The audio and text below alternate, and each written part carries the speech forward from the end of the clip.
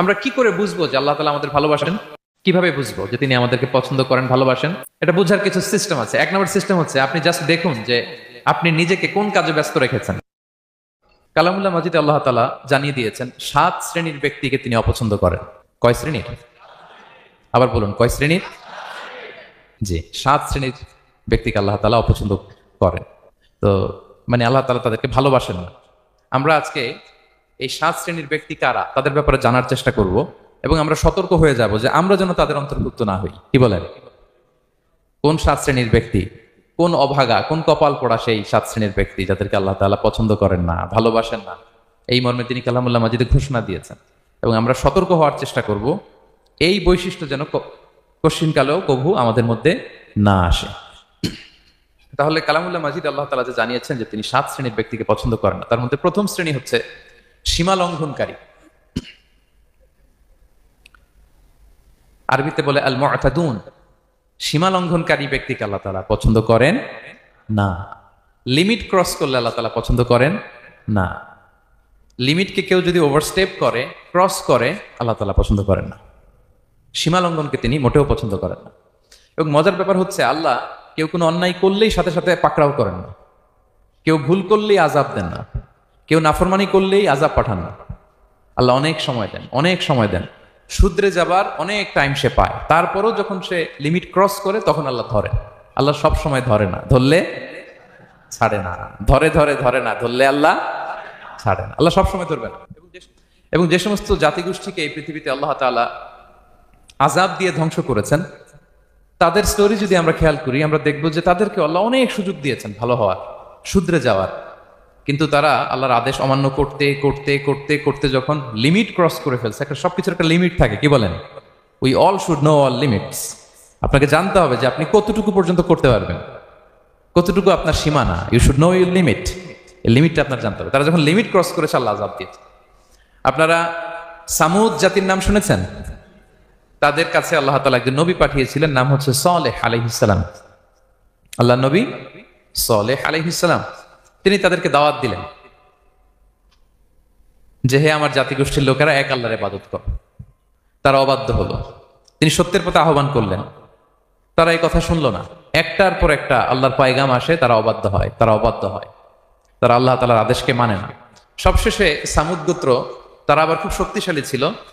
তারা পাহাড় কেটে আর্কিটেকচার করে, ডিজাইন করে কিভাবে আবাসন তৈরি করতে হয় পাহাড়ি এলাকায়, মাউন্টেইন এলাকায় কিভাবে আবাসন তৈরি করতে হয়, এটার ব্যাপারে এক্সপার্ট ছিল। কিন্তু তারা সালেহ আলাইহিস সালামকে বলল, সালেহ তুমি পাগল, তুমি জাদুকর, তুমি যে আল্লাহর কথা বলছো আমরা মানবো এক শর্তে। যদি এই পাহাড়ের ভেতর থেকে 10 মাস গর্ভধারিণী একটা উট যদি বের করে আনতে পারো, এমন একটা শি ক্যামেল উট যদি বের করে আনতে পারো, যেই ওটের পেটের ভেতরে একটা বাচ্চা থাকবে এবং ওটটা পাহাড় থেকে বের হয়েই বাচ্চা ভূমিষ্ঠ করবে, এরপরে ওটের দুধ যেন আমরা খেতে পারি, তুমি যদি এটা দেখাইতে পারো তাহলে বুঝবো তুমি সত্য নবী। দোয়া করলেন, আল্লাহ আমার এই জাতি সামুদ, তারা তো চেয়েছে যে পাথর ভেতর থেকে যদি একটা উট বেরোয়, ওট যদি বাচ্চা দেয় আর দুধ দেয়, তাহলে তারা তোমাকে মেনে নেবে। আল্লাহ তুমি মেহেরবানি করে এই মিরাকেল, এই মুআজিজা তুমি তাদের দেখিয়ে দাও। আল্লাহ তাআলা দোয়া কবুল করলেন। হাজার হাজার মানুষের সামনে চাক্ষুষ দিবালোকের মুহূর্তে পাথর ভেঙে একটা উট বেরিয়ে এলো, বিশাল আকৃতির, এবং 10 মাস গর্ভধারিণী উট। সাথে সাথে এই উট বেরিয়ে বাচ্চা প্রসব করবে এবং সাথে সাথে এই ওলান থেকে উটের দুধ বেরোতে লাগলো। হাজার হাজার লোক এটার ওলান থেকে দুধ নিয়ে তারা তৃপ্ত হলো। আচ্ছা, এই মুহূর্তে তাদের কি করা উচিত ছিল বলেন তো? আশহাদু আল্লা ইলাহা ইল্লাল্লাহ ওয়া আশহাদু আন্না মুহাম্মাদুর রাসূলুল্লাহ ওয়া আশহাদু আন্না সালিহান নাবিয়্যুল্লাহ, এটা পড়া দরকার ছিল না? দরকার ছিল। কিন্তু তারা একের পর এক গোয়ার তুমি করতে করতে করতে করতে চাক্ষুষ দিনের বেলা এত বড় একটা মুআজিজা দেখার পরেও তারা অস্বীকার করলো। সালেহ আলাইহিস সালাম বললেন, তোমরা তোমাদের ওয়াদা পূরণ করো। তারা বলল, তুমি বড্ড বড় জাদুকর, তুমি যেন তেন জাদুকর না, তুমি পাহাড়ের ভেতরে জাদু ঢুকাই ফেলছো। কি মনে হয় তারা লিমিট ক্রস করে ফেলছে না? এবার ক্রস করছে না? তারা সীমা লঙ্ঘন করে ফেলেছে। দে ক্রসড দেয়ার লিমিট। এবার তো আর ছাড় দেওয়া যায় না, কারণ আমি আপনাদের বলেছি শুরুতে যে আল্লাহ সব সময় ধরে না, কিন্তু যখন ধরে ছাড়ে না। আযাব চলে আসলো। কি আযাব? আর্থকোয়েক আর রাজফা, পুরো ভূখণ্ড কেঁপে উঠলো। কেঁপে ওঠার সাথে সাথে সব মাটিতে পড়ে গেল। 2 নাম্বার আসলো সাউন্ড ওয়েভ। শব্দনী না, প্রচন্ড শব্দ তরঙ্গ। জিবরাইল আলাইহিস সালাম ওই এলাকার উপরে এসে এমন জোরে এক চিৎকার মারলেন, ওই চিৎকারে সামুদ গোত্রের প্রতিটি লোক কানের পর্দা ফেটে মুহূর্তের মধ্যে লাশ হয়ে জমিনে পড়ে রইল। Because they cross their limit, তারা তাদের লিমিট ক্রস করেছে। আর যারা লিমিট ক্রস করে, যারা সীমা লঙ্ঘন করে, তাদেরকে আল্লাহ তাআলা পছন্দ করেন না। আপনারা লূত আলাইহিস সালামের নাম শুনেছেন? উনি আল্লাহর একজন নবী ছিলেন। ওনাকে আল্লাহ তাআলা জর্ডান, বর্তমানে যে জর্ডান দেশ আছে সেখানে পাঠিয়েছিলেন। একটা কমিউনিটি ছিল সাদুম কমিউনিটি, ওই সাদুম কমিউনিটিতে তিনি এসেছিলেন। তিনিও দাওয়াত দিলেন, ইয়া কওমি ইবুদুল্লাহ মা লাকুম মিন ইলাহিন গায়রু, হে আমার কওমের লোকেরা, আল্লাহর ইবাদত করো, আল্লাহকে মেনে নাও। ওরা অস্বীকৃতি জানালো, সত্যের পথে আহ্বান করলেন, অস্বীকৃতি জানালো। ওদের পাশ দিয়ে ক্যারাভেন যেত, কাফেলার লোকেরা ডাকাতি করত, ডাকাতির শাস্তির ব্যাপারে তিনি ভয় দেখালেন, তারা নিবৃত্ত হলো না। এমনকি তারা সমলিঙ্গের প্রতি যৌন আকর্ষণ বোধ করতো, নাউযুবিল্লাহ। হোমোসেক্সুয়ালিটি, এখন একটা গ্রুপ আছে দেখবেন যে রংধনু নিয়ে মিষ্টি মিষ্টি কথা শোনায় বিশ্বব্যাপী। তাদের সাইন হচ্ছে রংধনু, রেইনবো। তারা ছেলেতে ছেলেতে বিয়ে, মেয়েতে মেয়েতে বিয়ে, এটাকে প্রমোট করে, নাউযুবিল্লাহ মিন যালিক। আমাদের এই মুসলিম সমাজে যেন এই আবর্জনা প্রবেশ করতে না পারে, আমাদেরকে সচেতন থাকতে হবে, ঠিক কিনা? এই সাদুম কমিউনিটির একটা বদ অভ্যাস ছিল, তারা ছেলেতে ছেলেতে বিয়ে করত, পুরুষে পুরুষে। আল্লাহ নবী লূত আলাইহিস সালাম তাদেরকে বুঝালেন যে পৃথিবীতে কেউ এই পাপ কাজ করেনি। প্রাণীদের মধ্য থেকেও একটা পুরুষ প্রাণীর প্রতি আকৃষ্ট হয় না। তোমরা আশরাফুল মাখলুকাত হয়ে কিভাবে এই কাজ করো, তোমরা থামো। তিনি নানা ভাবে হৃদয় নিংড়ানো ভাষা দিয়ে দাওয়াত দিলেন, কিন্তু তারা মানল না। তারা এই পাপ কাজ করতেই লাগলো। আল্লাহ তাআলা ফেরেশতা পাঠিয়েছিলেন ওনার কাছে পুরুষের আকৃতিতে। তারা এই আল্লাহর পাঠানো ফেরেশতাদের সাথে এই অপকর্ম করার প্ল্যান করেছিল। তারা মনে করেছিল সাধারণ মানুষ, আসলে এগুলো ছিল কি? আল্লাহর ফেরেশতা। তো আল্লাহর ফেরেশতার সাথে যেহেতু এরকম পাপ কাজের চিন্তা করেছে, তার মানে দে ক্রস দেয়ার লিমিট। কি বলেন? সীমা লঙ্ঘন করে ফেলছে। আযাব, পানিশমেন্ট তাদের জন্য অবধারিত হয়েছে। আল্লাহ তাআলা শাস্তি দিলেন। কি শাস্তি দিলেন? সিম্পল। জিবরাইল আলাইহিস সালাম এসে পুরো শহরটাকে উল্টায় ফেলে দিলেন। আল জাযাউ মিন জিনসিল আমাল, যে যেরকম পাপ করে তার শাস্তি এরকম। ওরাও স্বাভাবিক মানুষের যে নেচার, এটার উল্টায় ফেলছে। কি বলেন? পুরুষ আকৃষ্ট হবে, সেক্সুয়াল অ্যাট্রাকশন ফিল করবে নারীর প্রতি, নারী পুরুষের প্রতি। এই যে নেচারকে উল্টাইছে না, আল্লাহকে তোদের শহরটারে উল্টাই দিলাম। জিবরাইল আলাইহিস সালাম এসে পুরো সাদুম শহরটাকে আকাশে উঠিয়ে একটা আছাড় মারলেন, আপসাইড ডাউন। উপরের অংশ চলে গেল নিচে, সব মাটির অতল গহ্বরে। ফাজআলনা আলিয়াহা সাফিলাহা ওয়া আমতারনা আলাইহিম মিন সিজারাতিন মিন সিজিলিম মানদুদ। আল্লাহ বললেন, উপরের অংশ নিচে নিয়ে নিলাম, পুরো শহরটারে উল্টে দিলাম, আর পাথর বৃষ্টি বর্ষণ করলাম, সব শেষ। ওই জায়গাটা আজও আছে, ওইটা জর্ডান এবং ইসরায়েলের সীমান্তে। এটাকে এখন বলে মৃত সাগর, আল বাহরুল মাইয়িত আরবিতে, ইংরেজিতে বলে ডেড সি। কি সি? Dead sea. মৃত সাগর কেন? কারণ ওখানে কোনো প্রাণী জন্মায় না। ওই সাগরে কোনো মাছ নাই, কোনো ব্যাঙ নাই, এমনকি কোনো শ্যাওলাও নাই। গজবের জায়গা। লবণের density at least 10 times more than the natural sea. সাধারণ সাগরের পানিতেই তো কত লবণ, আমরা মুখে নিলে রাখতে পারি এত লবণ, ওইটার চেয়ে কমপক্ষে 10 গুণ বেশি লবণাক্ত। গজবের জায়গা, আযাবের জায়গা। এবং আযাব কেন এসেছে? দে ক্রস দেয়ার লিমিট, তারা সীমা লঙ্ঘন করেছে। আর ইন্নাল্লাহা লা ইউহিব্বুল মুতাদিন, আল্লাহ তাআলা সীমা লঙ্ঘনকারীকে পছন্দ করেন না। আরেকজন নবীর কথা বলে এই পয়েন্টটা শেষ করি। মুসা আলাইহিস সালাম, ফেরাউনের হেদায়েতের জন্য আল্লাহ তাআলা মুসা আলাইহিস সালামকে পাঠিয়েছিলেন। তিনি নানাভাবে তার ভাইকে নিয়ে দাওয়াত দিতে লাগলেন, কিন্তু ফেরাউন এই কথা মানে না। ফেরাউন বলে, তুমি যে নবী, প্রমাণ কি? মুসা আলাইহিস সালাম বলেন, দেখো এই যে আমার হাতে লাঠি। উনি এমন নবী ছিলেন, উনি লাঠি মাটিতে রেখে দিলে এটা মুহূর্তে সাপ হয়ে যেত। তো মাটিতে তিনি লাঠি রাখলেন, এটা মুহূর্তে সাপ হয়ে গেল, যে এই যে আমি নবী। মানে না, বললেন আরো কিছু দেখা। তো মুসা আলাইহিস সালাম বগলের এখান থেকে হাত উঁচু করলে নূরের ঝলকানি হাতের মধ্যে দেখা যেত। উনি নূরের ঝলকানি দেখালেন, এরপরও মানে না। এরকম একটার পর একটা আল্লাহ নবী মুসা আলাইহিস সালাম মুআজিজা দেখাতে লাগলেন, কিন্তু ফেরাউন মানে না। শুধু মানে না এতটুকুই না, সবশেষে আল্লাহ নবী মুসা আলাইহিস সালামকে অ্যাসাসিনেশন, হত্যার পরিকল্পনা করলো তারা, যে বনি ইসরাইল, মুসা এবং মুসার অনুসারী যারা আছে দুনিয়া থেকে সরাই দিতে হবে। ধরো মুসারে, ধরো মুসার অনুসারীদের ধরো। ধাওয়া পাল্টা ধাওয়া শুরু হলো। আল্লাহ নবী মুসা আলাইহিস সালাম বনি ইসরাইলকে নিয়ে বাঁচার জন্য ছুটলেন। ছুটতে ছুটতে সামনে লোহিত সাগর। দেখেন, একে তো আল্লাহর বিধান মানে নাই, এরপরে একটার পর একটা মুআজিজা আসলো, সেটাও মানে নাই, এখন নবীরে হত্যার জন্য ছুটছে। কি মনে হয় সীমা লঙ্ঘন হয়েছে? একটু একটু হয়েছে না অনেক?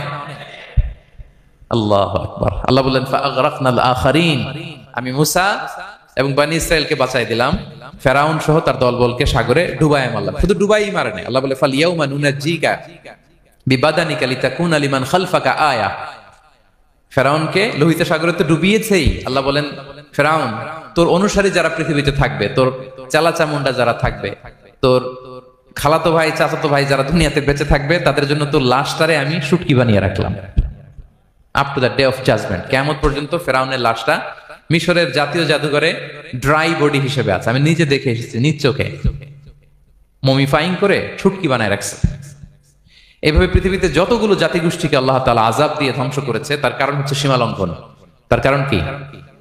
প্রিয় ভাইরা, আমরা যেন আমাদের লাইফস্টাইলের দিকে একটু খেয়াল করি যে এই সীমা লঙ্ঘনের কাতারে আমরা চলে আসলাম কিনা, আমরা চলে আসলাম কিনা, আমাদেরকে খেয়াল রাখতে হবে। আল্লাহ তাআলা সীমা লঙ্ঘনকারীকে পছন্দ করেন না। ইন্নাল্লাহা লা ইউহিব্বুল মুআতাদিন, তিনি সীমা লঙ্ঘনকারীদেরকে পছন্দ করেন না। এমনকি রাসূলুল্লাহ সাল্লাল্লাহু আলাইহি ওয়াসাল্লামের বায়োগ্রাফি যদি আমরা খেয়াল করি, আমরা দেখব যে তিনি যখন যুদ্ধের জন্য অভিযান পরিচালনা করতেন, দল পাঠাতেন, সেনাবাহিনী পাঠাতেন, তখন তাদেরকে বলতেন খবরদার যুদ্ধের ময়দানে সীমালঙ্ঘন করো না, সীমালঙ্ঘন করো না, খবরদার। যুদ্ধে যদি কেউ হেরে যায়, বন্দীদের সাথে খারাপ আচরণ করো না। ওরা হেরে গেছে বন্দী, আপনি চাইলে তার কান কেটে দিতে পারবেন, নাক কেটে দিতে পারবেন, আকৃতি বিকৃতি করতে পারবেন না। বিষ্ণু ইসলাম বললেন খবরদার সীমালঙ্ঘন করো না।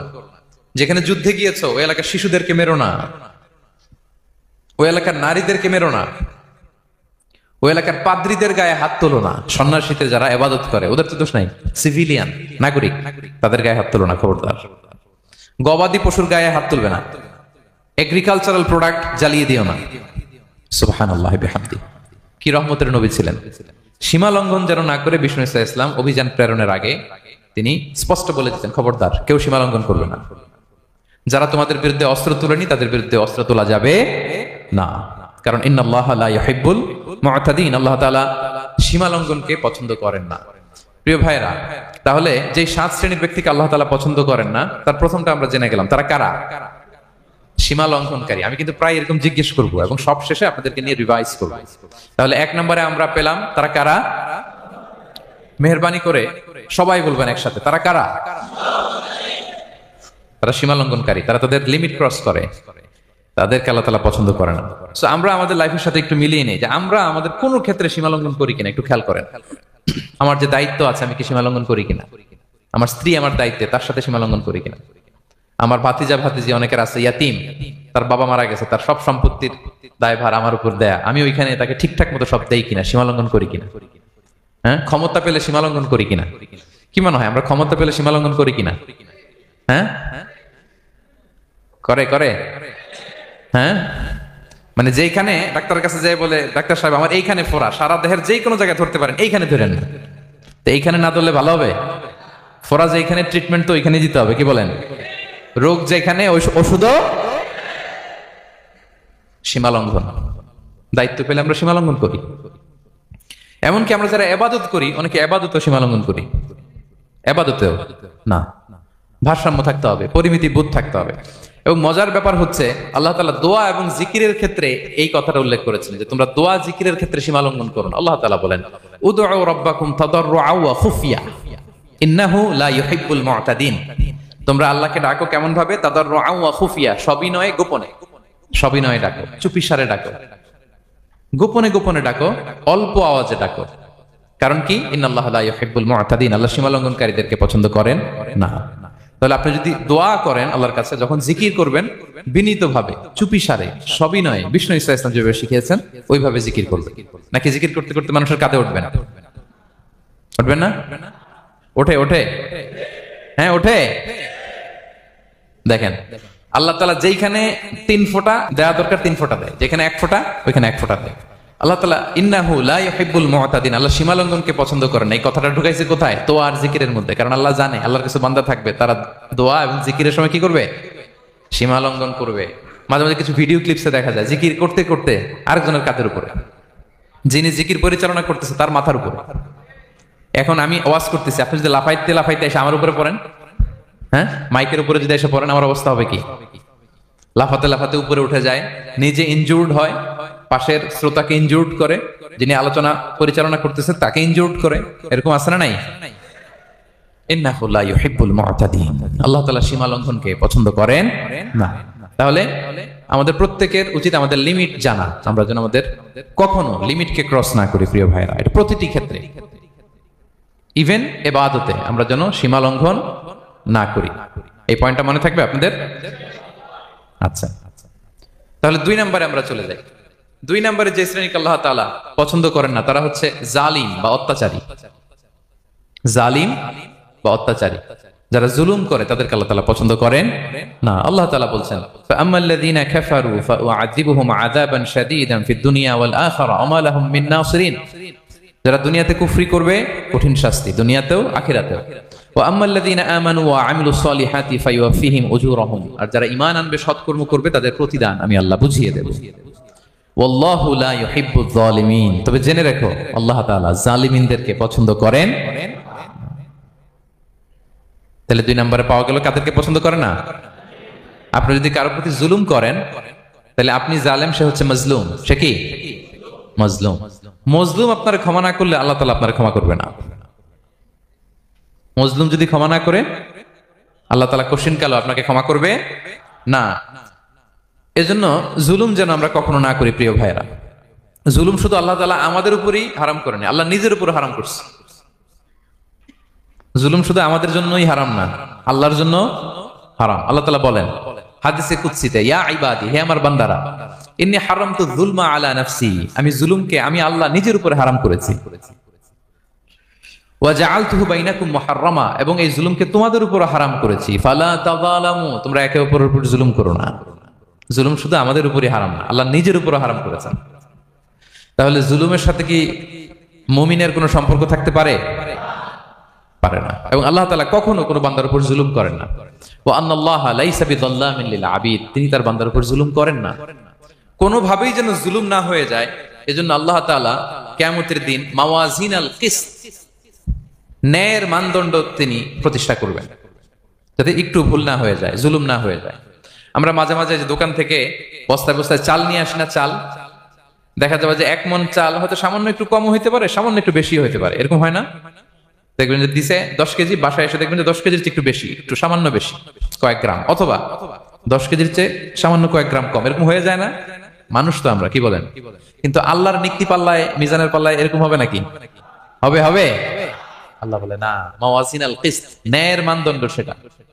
ফামাইয়া আমাল মিসকালা যাররাতিন খায়রান ইয়ারা, যাররা পরিমাণ ভালো করেছো তো সেটাও ওজন দেয়া যায় ওই পাল্লায়। সুবহানাল্লাহ পড়বেন না?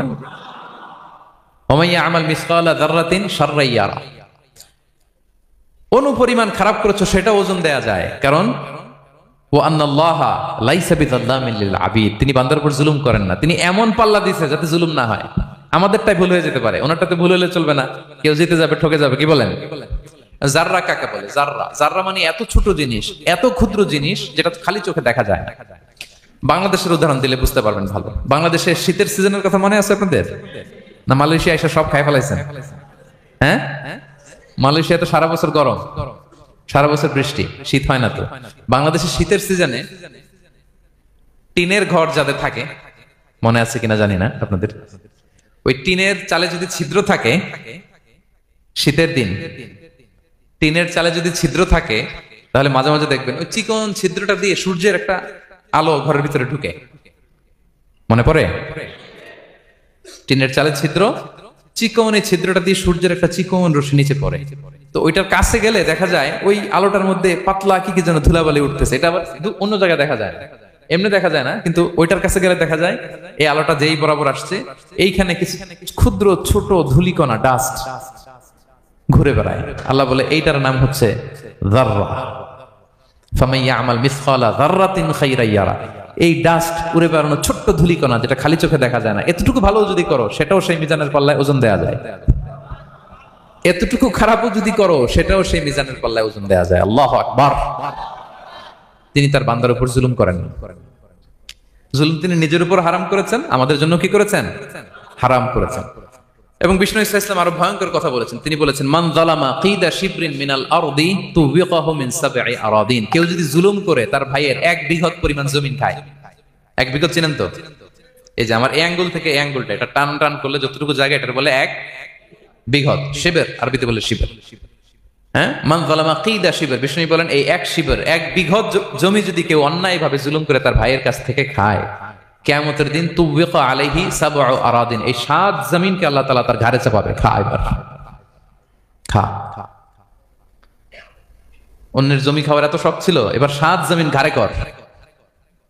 কিয়ামতের ময়দানে আপনার দেহটারে বিশাল আকৃতির করা হবে, এই 7 জমিনকে আপনার কাঁধে তুলে দেওয়া হবে। এজন্য আমরা অন্যের রাইটস, অধিকার যেন নষ্ট না করি, কারো উপর যেন জুলুম না করি, কোনোভাবেই না। আমরা নানাভাবে এই জুলুমটা করি। আমরা প্রায় দাদার সম্পত্তি থেকে ফুফুদেরকে বঞ্চিত করি, বাবার সম্পদ থেকে বোনদেরকে বঞ্চিত করি। হ্যাঁ, নিজের ভাই আরেক ভাইকে, আপন ভাই ভাইকে বঞ্চিত করে, জুলুম করে। এরকম দৃশ্যপট আমাদের সমাজে আছে না নাই বলেন তো? কিয়ামতের দিন আল্লাহর সুপ্রিম কোর্টের কাঠগড়ায় হিসেব দিতে হবে। আর এই জালিমদেরকে আল্লাহ তাআলা পছন্দ করেন না। এবং সবচেয়ে ভয়ঙ্কর ব্যাপার হচ্ছে, আপনি যখন কারোর উপর জুলুম করেন, ওই মাজলুম আর আল্লাহর মাঝখানে কোনো ফারাক থাকে না। আল্লাহ ওই ফারাকের পর্দা উঠায় নাই। বিষ্ণু বলেন ইত্তাকি দাওয়াতাল মাজলুম, তোমরা মজলুমের বদদোয়াকে ভয় করো, খবরদার। কারণ ফাইন্না লাইসা বাইনাহা ওয়া বাইনাল্লাহি হিজাব, তার আর আল্লাহর মাঝে কোনো পর্দা থাকে না। দোয়া করলেই ওটা আরশে যেয়ে কবুল হয়ে যায়। আল্লাহ তাআলার চারিপাশে অনেক পর্দা আছে। কেউ কেউ বলে 70,000 নূরের পর্দা। এই 70,000টা সহিহ হাদিস দ্বারা সাব্যস্ত না, কিন্তু অসংখ্য অগণিত পর্দা, এবং পর্দাও এটা নূরের পর্দা। আচ্ছা বলেন তো, জানলা দিয়ে বাইরের আলো ঠেকাতে আমরা দেয়ালে জানালায় কি লাগাই? পর্দা লাগাই। পর্দাটা কিসের তৈরি? মোটা কাপড়ের, যাতে করে ওই আলো না আসে। কিন্তু আল্লাহর চারদিকে যে পর্দা, ওই পর্দাটা কিসের? নূরের, আলো। ওনার পর্দায় আলো দিয়ে তৈরি। সুবহানাল্লাহ বললেন না? বিষ্ণু বলেন ইত্তাকি দাওয়াতাল মাজলুম, মজলুমের বদদোয়াকে ভয় করো। ফাইন্না লাইসা বাইনাহা ওয়া বাইনাল্লাহি হিজাব, কেউ যখন মজলুম হয়ে কেঁদে বদদোয়া করে, তার আর আল্লাহর মাঝে ওই পর্দা থাকে না। বদদোয়া করছে, ডাইরেক্ট কবুল। খবরদার আমার পেনাঙ্গের ভাইয়েরা, আমরা যেন জালিম না হই। In it's any form, operation in it's any form, যেই কোনো ভাবে, যেই কোনো ক্ষেত্রে, যেই কোনো ধরনের হইতে পারে জুলুম। কাউকে আপনি ছোট্ট কোনো কাজে ঠকালেন, বন্টন নীতিতে ঠকালেন, হ্যাঁ, জমি মেরে দিয়ে ঠকালেন, আমানত মেরে দিয়ে ঠকালেন, ইন ইটস এনি ফর্ম যদি জুলুম করে থাকেন, খবরদার। মজলুমের কান্না কখনো বৃথা যায় না। মজলুমের কান্না কখনো বৃথা যায় না। জীবনের কোনো না কোনো সময়ে এর প্রায়শ্চিত্ত আপনাকে করতে হবে। জীবনের কোনো না কোনো সময়ে এর প্রায়শ্চিত্ত করে আপনাকে মরতে হবে। তাহলে কোন বিশ্বাসী কি জালিম হতে পারে? কারণ ইন্নাল্লাহা লা ইউহিব্বুল যালিমিন, আল্লাহ তাআলা জালিমদেরকে পছন্দ করেন না। তাহলে জুলুমের সাথে আমাদের কোনো সম্পর্ক আছে? হ্যাঁ, কোনো সম্পর্ক আছে। তাহলে 2 শ্রেণীর ব্যক্তির কথা আমরা জানলাম যাদেরকে আল্লাহ পছন্দ করেন না। 1 নাম্বার, প্রথমটা কি ছিল? সীমা লঙ্ঘনকারী, লিমিট যে ক্রস করে, ইন্নাল্লাহা লা ইউহিব্বুল মুআতাদিন। 2 নম্বরে কি জানলাম?